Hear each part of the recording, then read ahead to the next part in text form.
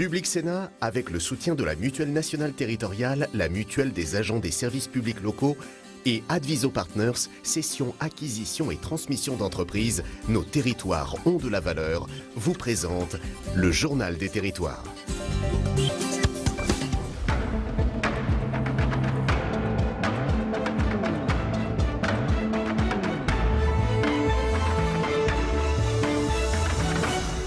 Bonjour à tous et bienvenue dans cette édition en 3 parties. Dans un instant, le JT des territoires que je vais vous présenter. Puis territoire d'info avec l'invité politique en direct sur ce plateau ce matin. C'est Guillaume Larrivé, qui est secrétaire général délégué des Républicains et qui sera notre invité tout à l'heure en direct. Enfin, l'actualité parlementaire en 3e partie d'émission. Tout de suite, c'est le JT des territoires. On s'y retrouve dans un tout petit instant. À tout de suite. Si vous vous rendez au supermarché, vous vous en rendez compte. On ouvre ce journal avec un scandale sanitaire autour de la salade qui a donc augmenté. Les faits se sont déroulés à l'automne dernier et les conséquences se font sentir aujourd'hui. En Loire-Atlantique, les maraîchers utilisent un produit à base de sodium qui a inquiété les consommateurs. Le produit a été suspendu et sans lui, les maraîchers s'organisent et essayent de faire face à de nouvelles contraintes de production. Résultat, les prix de vos salades ont explosé. Les explications de nos partenaires de Télé Nantes. Sous ces bâches, elle attend d'être recueillie. Même si elle se cultive toute l'année, c'est en ce moment que la mâche nantaise pousse le plus. Mais depuis quelques mois, des intrus lui font de l'ombre. Tout ça c'est du mouron, ici vous avez du pâturant. Donc tout ça il faut l'enlever avant que la récolteuse puisse passer et ramasser la mâche. Là j'estime qu'il y a beaucoup trop d'heures à passer pour que ça soit rentable. Ce mètre carré là va être perdu. Depuis l'arrêt de l'utilisation du métham sodium en novembre dernier, la mauvaise herbe prolifère. Beaucoup plus de travail et il faut plus de monde pour arracher l'herbe. Sur cette parcelle, Nathalie est normalement seule, voire 2, pour enlever la mauvaise herbe avant le passage de la machine. Aujourd'hui, ils sont 8 sur ce champ. Une main-d'œuvre nouvelle qui alourdit le coût de production. Notre souhait, c'est que la mâche soit revalorisée, puisque sinon, dans quelques temps, on n'aura plus la possibilité d'en produire. Un certain nombre d'opérateurs nous signalent qu'il faudrait au moins revaloriser de 20 centimes de plus. Des maraîchers qui comptent donc sur les clients pour les aider à sauver la production de la mâche française et surtout locale. Car 80% de la mâche de l'Hexagone est cultivée à Nantes. On continue à vendre, les consommateurs nous font toujours confiance, malgré la crise médiatique en novembre. Une crise médiatique, mais surtout sociétale, autour d'une agriculture abondamment remise en question pour qu'elle respecte mieux l'environnement. Direction le Finistère à présent, où les bords de route sont encombrés de déchets. 70 000 tonnes de déchets sont jetées chaque année sur le bord des routes et la Bretagne apporte sa mauvaise contribution. Un fléau écologique, mais aussi un danger pour les automobilistes et les agents chargés du nettoyage, comme le montre ce reportage de Julie Sicot pour la chaîne TBO, notre partenaire en Bretagne. Une bâche au milieu de la 2x2 voies, c'est un déchet à ramasser et c'est une prise de risque pour ces agents des routes. On est appelé assez régulièrement pour éviter justement un accident ou quelque chose comme ça. Quelques mètres plus loin, c'est un bidon que ces 2 agents doivent aller rechercher. 200 tonnes de déchets sont ramassés chaque année sur le bord des routes finistériennes. Voilà, une couvroie de je ne sais quoi, du polystyrène perdu par des livreurs de matériaux. Il y a des voitures qui perdent des petits, des choses comme ça, des bouteilles d'eau. Restes de fast-food, canettes, déchets verts, pneus reviennent le plus souvent. Ces agents trouvent aussi parfois des frigidaires ou des canapés. Dans cette remorque, le résultat de 4 heures de nettoyage entre Quimper et Pont-l'Abbé. Un travail qui occupe 7 agents à temps plein dans le département et qui semble sans fin. On constate qu'aujourd'hui, 3 semaines environ après, 1 mois environ après, eh bien voyez, les déchets se réaccumulent, ce qui va nécessiter notre opération. Lorsque les pareuses, qui est l'engin qui fauche les accotements, passent dans les accotements, on réduit en fait les déchets en micro-déchets. Donc une fois réduits en micro-déchets, c'est des déchets qui sont pour très longtemps dans les dépendances des routes, donc dans les fossés en particulier. Des micro-déchets qui mettent ensuite plusieurs siècles à disparaître. Il faut compter 200 ans pour une canette et 500 pour une bouteille plastique. Ce fléau qui ne trouve de solution que dans le civisme semble se répandre. Selon les agents, les routes de campagne sont elles aussi de plus en plus souillées. Dans le Gard maintenant, les chiffres de la sécurité routière ne sont pas bons. La réaction de la préfecture a été immédiate, les contrôles ont été renforcés. Une opération de lutte contre l'insécurité routière qui sera conduite toute cette semaine dans ce département. Anne-Sophie Pellegrini pour Via Occitanie nous en dit plus. 138 à enregistrer. Ça va faire une vitesse de 132 retenue. Et une amende de 90 € avec une perte de 2 points sur le permis. Une opération de sécurité routière a débuté lundi matin dans le Gard entre Nîmes et Alès.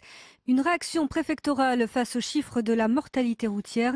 12 personnes sont décédées sur les routes gardoises depuis le début de l'année. 12 morts qui suivent une année 2018 qui a été mauvaise, avec de mauvais chiffres, une des pires des dernières années. Donc il ne faut pas baisser la garde et c'est le sens de cette visite aujourd'hui sur le terrain aux côtés des gendarmes que M. le procureur et moi-même faisons. En 3 heures, les gendarmes ont constaté 14 dépassements à plus de 140 km/h au lieu de 110, dont un à 155 km/h. Je suis parti de chez moi en retard déjà, du coup j'ai voulu aller un peu plus vite que ce qu'il fallait et voilà, je reconnais avoir été très vite et au-dessus de ce qu'il fallait. Mais le retard n'est pas la raison principale de ces excès de vitesse. Force est de constater que dans les zones où les radars ont été détruits, les personnes ne respectent absolument plus les limitations de vitesse et que c'est même là peut-être qu'on constate les plus grands excès de vitesse. Une autre opération de lutte contre l'insécurité sera reconduite cette semaine dans le Gard. Dans ce JT, on parle souvent de désertification. En Lorraine, une gare est en mal de guichet. Depuis bientôt un mois, la gare de Pagny-sur-Moselle n'a plus de guichet. Une fermeture qui suscite l'incompréhension des usagers des TER de la ligne Luxembourg-Nancy. C'est la plus fréquentée des lignes de Lorraine. Ils craignent que d'autres gares, plus petites, plus rurales, ne subissent le même sort. Un reportage de Fanny Bragard pour Via Mirabel, notre partenaire dans l'Est. Chaque jour, ils sont 1 millier à transiter par la gare de Pagny-sur-Moselle. 1 millier de voyageurs privés de guichet depuis le 8 mars. Acté par la SNCF et la région Grand Est, qui finance 70% du réseau ferroviaire régional, cette fermeture provoque la colère des habitants. Cette gare est énormément sollicitée par les voyageurs. Il y a des voitures de garées partout autour de la gare. Tous les jours, il y a des adultes qui prennent le train, énormément de scolaires. Et on n'a pas compris qu'on laissait à l'abandon des gens pour voyager. Les 1600 signatures recueillies sur une pétition n'ont rien changé. Le rideau de fer du guichet restera définitivement baissé. Maigre consolation pour les usagers, ils ont obtenu le maintien de l'ouverture du hall de leur gare. Mais désormais, c'est sur Internet, via l'application SNCF ou sur l'une des 2 bornes installées à Pagny, qu'ils devront acheter leurs billets. Un système automatisé qui déboussole certains voyageurs. Il y a eu une enquête au niveau de l'égalité des chances et cette enquête a montré au niveau national que les personnes les plus en retrait vis-à-vis de tout ce qui était informatique, c'était les personnes âgées et les personnes en difficulté sociale. Donc à Pagny-sur-Moselle, on a des gens en difficulté sociale et on a beaucoup de retraités. Donc ils sont un peu perdus. Pire encore, depuis le 20 mars et un plan antifraude, la SNCF majore le prix des billets TER achetés à bord du train, peu importe l'absence de guichet en gare. C'est donc une double peine pour les usagers. Ça ne va pas dans le bon sens. On essaye de plus en plus plutôt de promouvoir les transports en commun. Et là, visiblement, on fait chemin inverse.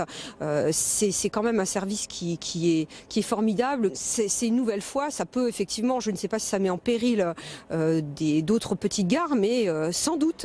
Pagny-sur-Moselle n'est pas une exception. Dans la moitié des gares TER de France, les guichets ont disparu. Pour les remplacer, la SNCF va relancer la commande par téléphone et tester la vente dans des commerces de proximité. Du côté de la région Grand Est, un Grenelle des mobilités est sur les rails. Il devrait être lancé d'ici l'été. C'est l'un des grands thèmes du grand débat, la mobilité. Alors qu'à Paris, les alternatives à la voiture pour se déplacer se multiplient et parfois envahissent même les trottoirs, comme par exemple avec les trottinettes électriques. La Grande Couronne, elle, est la grande oubliée. Les initiatives se multiplient cependant. C'est un reportage d'Olivier Danetta pour notre chaîne partenaire Via Grand Paris. Les voitures en libre service, les scooters électriques ou encore les trottinettes partagées, c'est à Paris. Mais dès que l'on passe le périphérique, ces nouveaux services de mobilité se font rares. Ils sont même totalement absents dans les départements de Grande Couronne. Dans les Yvelines, le Val d'Oise ou la Seine-et-Marne, on utilise surtout sa voiture pour se déplacer. Aujourd'hui en Essonne, on se déplace avant tout en voiture parce qu'il y a un réseau de transport en commun qui n'est pas encore suffisamment efficient. Et ces solutions, il faut bien souvent les inventer. Tout le monde n'a pas accès près de chez lui à un bus ou à une gare. Alors dans le Val d'Oise, les élus du département ont participé au financement de cette station de covoiturage connecté. Un piéton qui recherche un conducteur pour un trajet se rend à cette borne. Il précise sa destination. Les automobilistes en sont informés par ce panneau lumineux. On les a aidés à hauteur de 150 000 €, ce qui est rare parce que c'est une start-up et qu'habituellement on ne fait pas ce genre de... Mais là on a répondu à un appel à projet qui nous intéressait particulièrement aussi pour les agents du département. En Seine-et-Marne, département qui représente la moitié de la superficie de l'Île-de-France, les élus ont créé eux un service de navette à la demande. Le Proxibus fonctionne sur réservation préalable. On peut l'utiliser en heure creuse, en soirée ou le week-end, en complément des réseaux de transport en commun.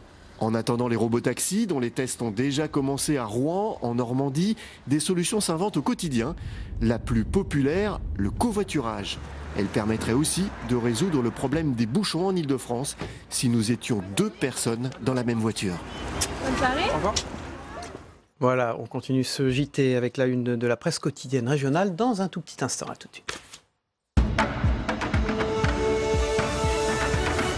Bonjour Saveria, la une de l'Est républicain et Édouard Philippe qui juge qu'il faut baisser au plus vite les impôts hier au Grand Palais. Baisse massive d'impôts, plus de transparence dans la dépense publique, peut-être suppression de la TVA sur les produits de première nécessité. Voilà les premiers enseignements que livre l'exécutif après la restitution du grand débat. Un grand débat qualifié de réussite par la majorité, des constats mais pas d'annonce. Pas question pour Édouard Philippe de griller la politesse à Emmanuel Macron qui doit lui annoncer les mesures prises mi-avril. Édouard Philippe s'exprime devant l'Assemblée nationale aujourd'hui, demain devant le Sénat. Voilà, à la une de la presse de la Manche, ces produits sont-ils dangereux? Plastique, shampoing, tickets de caisse, il y en a beaucoup.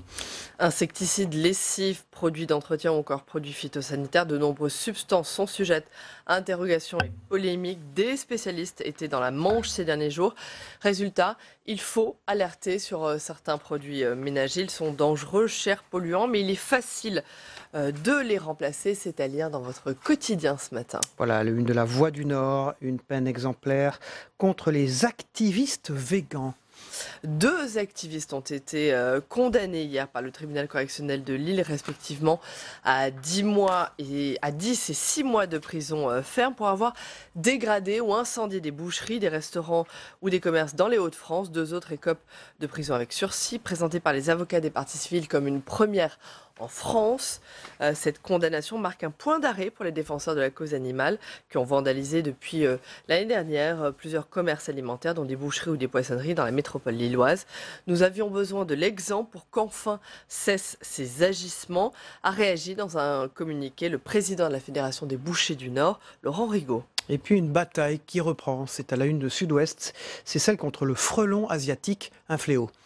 Une lutte incessante qui redémarre chaque printemps depuis son arrivée en 2004 dans le Lot-et-Garonne. Le frelon fait des ravages. Ce frelon asiatique, c'est une espèce exotique, invasive, qui progresse depuis quelques années sur notre territoire. Sa présence et son développement ont des impacts importants sur notre environnement. C'est pourquoi sont lancées désormais des campagnes de destruction des nids menées d'avril à novembre. Et puis sur le site internet de la Provence, notre partenaire, le bucco-rhodanien Bruno Saint-Paul élu champion de France de pizza, ça s'invente pas.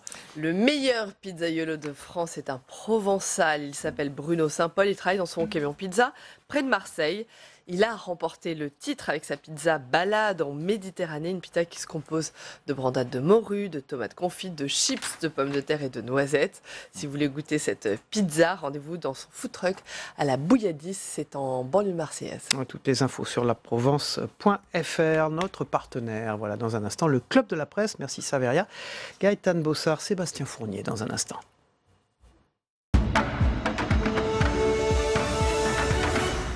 Bonjour Gaëtan Bossard. Bonjour Cyril. Édition départementale du Parisien, édition départementale des Hauts-de-Seine. Mais vous êtes ce matin ici pour nous parler d'une tour qui est toutes éditions dans le Parisien, qui devait être construite, qui était un exemple. Finalement, elle ne se fera peut-être pas. On en parle avec vous dans un instant. Et puis Sébastien Fournier, bonjour. Merci d'être avec nous. Objectif Cyril. Métropole de France, bonjour. Avec vous, on va parler évidemment du grand débat. Donc, premièrement d'ailleurs, depuis le Grand Palais où il rendait compte des contributions des Français pendant le grand débat, le Premier ministre a voulu répondre à l'exaspération fiscale. On vient de le voir dans la revue des Unes de la presse quotidienne régionale. Et puis ensuite, un rendez-vous à l'Élysée avec les maires dont on va parler. D'abord, ce Premier ministre, il a, à votre avis, marqué un point là ? Disons, pour commencer, il a fait une première restitution. Ce n'est pas des réponses qu'il a apportées. C'est effectivement le président de la République qui devrait les donner, enfin rendre des arbitrages d'ici mi-avril. Mais en tout cas, il a donné, en termes de tonalité, il a donné une indication, à savoir que l'heure n'était plus aux explications, mais l'heure était aux réponses. Avec effectivement une urgence absolue, celle de la fiscalité, des baisses des impôts demandées par les Français. Alors la chose va être assez compliquée parce qu'on le voit bien, en matière de fiscalité, il y a évidemment la TVA, il y a l'ISF, bien entendu, mais il y a aussi la suppression de la taxe d'habitation. On parle des élus locaux. Celle-ci devrait être supprimée d'ici un certain temps, mais on ne sait toujours pas par quoi elle sera compensée. Il était prévu un grand soir de la fiscalité locale. On l'attend encore. Il était prévu une loi spécifique. Bon, évidemment, la mobilisation des Gilets jaunes a un peu tout bousculé. Donc, l'exercice va être compliqué. Il va être d'autant plus compliqué qu'il va falloir apporter des réponses collectives à des demandes qui sont assez individuelles. Donc, attendons de voir comment les choses vont se passer. On va peut-être en savoir plus aujourd'hui à l'Assemblée nationale et demain au Sénat, puisque le Premier ministre s'exprimera devant les parlementaires. Alors l'ISF, le RIC, les revendications des Gilets jaunes, depuis le début, elles sont un peu absentes au fond de cette exposition. Pour le moment, oui. Pour le moment, c'est effectivement absent. Il va falloir, ce que je viens de dire, c'est les réponses que le président de la République apportera. Je crois qu'il devra s'appuyer notamment sur les élus locaux, qui là, en matière de démocratie, font beaucoup de choses en matière de démocratie locale. C'est vrai, il se passe des choses quand même. S'il y a des choses qui ne fonctionnent pas, il y a quand même des choses qui fonctionnent. Alors justement, les maires des grandes villes et les présidents de métropole vont être reçus, je crois, aujourd'hui à l'Élysée par le président de la République, dans le cadre de la synthèse du grand débat. Et c'est une occasion pour eux de présenter leurs 53 propositions. Oui. C'est une démarche parallèle au fond. Une démarche parallèle. Alors déjà, les maires de grandes villes, ils ont un peu le blues. Et les présidents de métropole, ils ont un peu le blues dans notre pays parce qu'ils ont le sentiment qu'on ne les a pas suffisamment entendus. Ils ont le sentiment qu'on a donné plus, évidemment, de visibilité au monde rural, aux territoires qui sont... disons, en termes de services publics moins dotés. Donc, ils ont le sentiment, parce qu'en plus... Ils ont été pointés un peu comme étant des endroits où la richesse se concentrait. Exactement. Les Gilets jaunes, d'ailleurs, eux-mêmes participaient à cette mise à l'index des grandes métropoles. Tout à fait. Puisqu'en effet, les Gilets jaunes, et pas seulement les Gilets jaunes, les Français de façon générale, ont le sentiment que les métropoles conservent les richesses, s'approprient toutes les richesses, captent toutes les richesses. Donc voilà, ils ont un sentiment de mal-être. Ils vont l'exprimer au président de la République aujourd'hui avec un certain nombre de propositions qui sont un peu parfois décalées en matière notamment de fiscalité, parce que ce qu'ils souhaitent, eux, c'est que soit conservé, et c'est là, vous allez voir, assez osé, qu'un lien fiscal continue d'exister entre les citoyens, les habitants et le territoire. C'est évidemment au sujet de la suppression de la taxe d'habitation là, dont il est question. Ça va être compliqué de faire comprendre aux Français qu'il faut continuer de payer, même une petite contribution, alors qu'ils sont tous, ils veulent tous une baisse d'impôts. Alors j'ai vu une des propositions, c'est la création d'un ministère de l'aménagement. Oui. Je croyais qu'il y en avait un déjà. Il y en a un, effectivement. Mais disons, leur idée, c'est de regrouper, et l'idée est intéressante, de regrouper certaines politiques publiques qui ont parfois tendance à être cloisonnées. Vous savez, vous avez le logement d'un côté, vous avez la politique de la ville de l'autre, vous avez encore l'urbanisme d'un autre côté. Donc leur idée, c'est de rassembler tout cela en un seul ministère pour faire en sorte que les politiques soient le plus cohérentes possible. Voilà, c'est la synthèse du grand débat, ces maires de grandes villes qui sont reçus à l'Élysée, et c'est dans Objectif Métropole de France. À tout de suite. Gaëtane Bossard, c'est la Maison du Peuple à Clichy qui est en question. Alors elle est très belle, on va la voir derrière vous. Le promoteur Défense à Tours, qu'est-ce qui se passe? Alors c'est toutes éditions départementales du Parisien ce matin, donc c'est un vrai sujet de préoccupation là, on la voit derrière vous. Disons que cette tour va de pair avec la rénovation de la Maison du Peuple à Clichy, aux portes de Clichy, qui est un bâtiment qui a un petit bijou de mécanique, qui a été conçu dans les années 30, avec toit ouvrant, avec plafond escamotable, avec murs, des espèces de murs qui permettent de coulisser et de moduler ce bâtiment.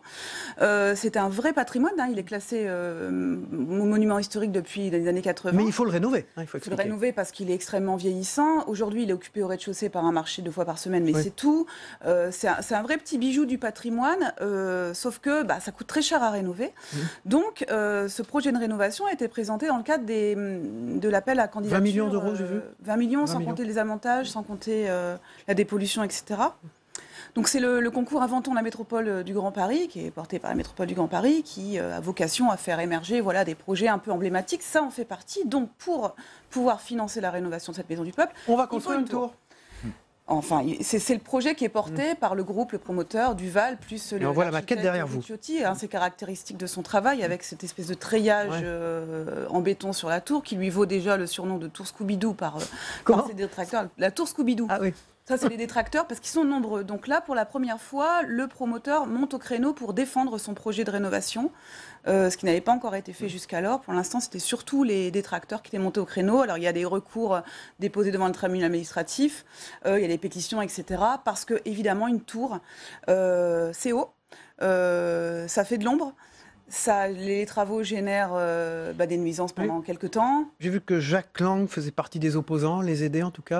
Oui, l'ancien ministre de la Culture. Tout à fait. Il s'est manifesté l'année dernière, je crois. Il y a Françoise Nyssen, l'ancienne ministre de la Culture, qui a aussi fait état de ses préoccupations quant à cette tour érigée à côté de la Maison du Peuple.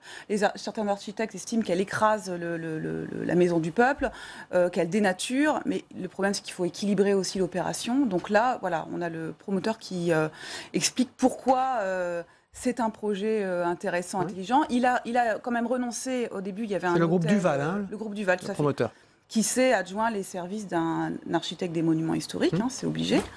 Donc, il a renoncé à l'hôtel de luxe qui était prévu dans les derniers étages.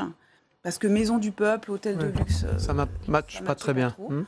Et donc, ça sera un immeuble exclusivement de logement, avec accession à la propriété au prix du marché local. Est-ce qu'on peut envisager sur ce genre de projet de consulter justement les riverains, les citoyens? On parle de référendum beaucoup depuis quelques mois. Alors, Sébastien Fournier, ça pourrait faire partie d'initiatives qu'on prend localement? Oui, alors il existe des consultations obligatoires. D'ailleurs, ça honnêtement... on a un panneau posé sur le lieu et on peut intervenir. Sur des grands projets d'urbanisme, enfin sur des projets d'urbanisme, il y a une consultation obligatoire, mais très honnêtement, les élus, ils vont toujours à marche forcée. Ça les embête, ça les enquiquine. Cela dit, il y a aujourd'hui dans les territoires des formes de consultation qui sont organisées, je pense à Nantes notamment, mais des choses différentes de la consultation telle qu'on la connaît aujourd'hui. Je pense à ce grand débat qui a été lancé à Nantes par la maire Johanna Roland sur le vieillissement de la population. Elle a associé la population à tout un processus, savoir comment la ville peut s'adapter à cette exigence, finalement, cette évolution de la démographie. Donc, ça existe, il se passe des choses. Et il faudrait le faire, effectivement, généraliser la chose. Il y a un processus de consultation publique qui est prévu dans ce cadre-là. Seulement, ça fait 18 mois que les visuels ont été dévoilés quand le projet a été lauréat du concours Inventons la métropole. Et depuis, les gens, ils trépignent depuis 1 an et demi en se disant « mais quand est-ce qu'on est consulté, quoi ?» Expliquez-moi alors, plus d'hôtels de luxe à l'intérieur, que des logements. Pourquoi c'est mal perçu par l'environnement, enfin par les riverains? Parce qu'au fond, ça va contribuer à redorer un peu le blason de ce quartier qui était quand même un peu délaissé, on ne va pas dire désertifié. Mais dans l'appel à projet, il y avait aussi la volonté... Ils y ont intérêt, je veux dire, presque leur foncier va augmenter au fond si cette tour est un succès, non? Voilà, les tours, c'est compliqué les tours. Peut-on construire des tours? On voit, alors le palais de justice de Paris s'est construit, ceci dit, il est à peu de distance de... Et considéré comme une réussite? Oui, et il fallait d'ailleurs un projet qui réponde au TGI. C'était dans le cahier des charges. Donc c'est pour ça que cette tour, elle fait 100 mètres de haut, 99 exactement. Au TGI de Paris, il est à 160. Le problème, c'est que, il y a des problèmes d'ensoleillement, évidemment, pour les riverains. Mais même à la Défense, des recours sont régulièrement déposés contre les permis de construire de tours, même à la Défense, parce qu'il y a aussi des immeubles autour, qui sont des immeubles de logement aussi, mais aussi des immeubles de société, des sièges d'entreprise. Et que l'ensoleillement, ça joue. Il y a les effets de courant d'air aussi, qui sont importants. Et puis également la densité. Est-ce que le quartier peut absorber toute cette population en plus? Est-ce que la circulation, etc. Il y a toutes ces questions-là autour, plus la nuisance liée aux travaux, mais ça c'est comme tout chantier d'envergure. Là, il y en a pour 3 petites années. Voilà. Et vous avez, dans le Parisien, donc je vois que c'est toute édition départementale, hein, ce sujet de cette maison du peuple de Clichy, vous avez la possibilité de faire des retours, vous, par courrier des lecteurs, l'Internet, vous êtes très... on vous demande de vous impliquer dans ce type de choses? De nous impliquer, on nous fait remonter évidemment les contestations quand elles existent, là c'est le cas. Nous on ne s'implique pas dans le processus à proprement prenez pas parler. parti, bien voilà, entendu. mais ensuite on livre les informations et on met en regard ceux qui s'opposent, ceux qui Je voulais vous faire dire que c'était un des rôles de la PQR aussi, d'alerter et de permettre que ces sujets soient connus du plus grand nombre au fond. Oui, évidemment, mais de toute façon là... je pense qu'on peut difficilement passer à côté de ça en ce moment à Clichy. Le Parisien, qui est également un des journaux de la presse quotidienne régionale, la PQR, on l'oublie souvent. Merci Gaëtane Bossard. Merci. Vous êtes responsable des éditions des Hauts-de-Seine de ce grand quotidien. Merci beaucoup Sébastien Fournier. Métropole de France, Objectif Métropole de France. On va regarder ensemble la météo des territoires. Voilà, on voit votre une pendant qu'on parle. La météo des territoires, le temps qu'il fait, Gilles Moreau nous le dit maintenant. Vous allez voir, ça s'améliore. Beaucoup. La météo vous est présentée par l'Assemblée des départements de France.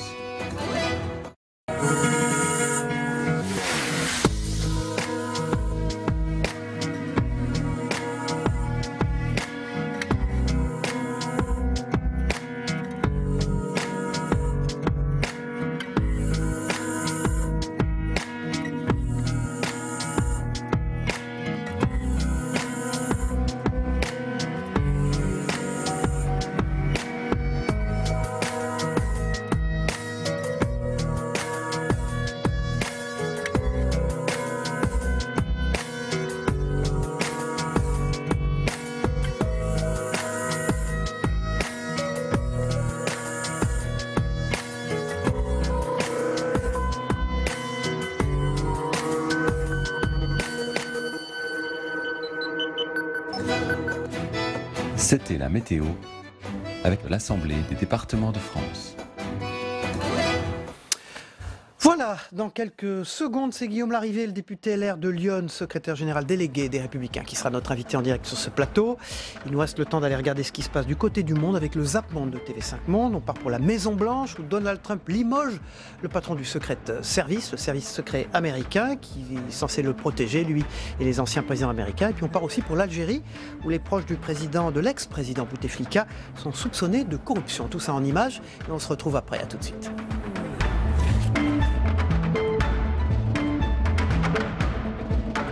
Public Sénat, avec le soutien de la Mutuelle nationale territoriale, la Mutuelle des agents des services publics locaux et Adviso Partners, cession, acquisition et transmission d'entreprises, nos territoires ont de la valeur, vous ont présenté le Journal des territoires.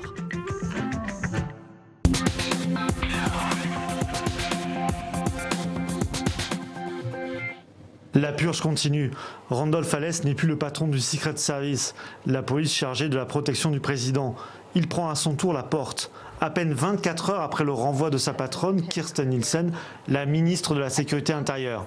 Ce limogeage intervient surtout 10 jours après l'arrestation d'une Chinoise.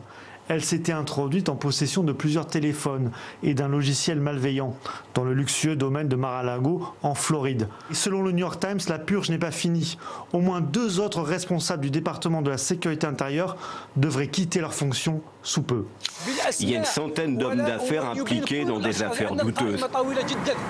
Mais pour l'heure, ils sont 12. 12 hommes d'affaires, des oligarques proches du pouvoir soupçonnés de corruption, de s'être enrichis grâce à leur proximité avec le clan Bouteflika. C'est une manière pour les services, notamment pour l'armée, de dire que personne n'échappera à la justice, que tout le monde sera jugé. L'enquête a conduit à l'arrestation d'Ali Haddad, très proche des 2 frères de l'ex-président Abdelaziz Bouteflika. Les autres hommes d'affaires visés, comme Reda Kouninef ou Maïeddine Takout, sont libres, mais ils ont interdiction de quitter le territoire.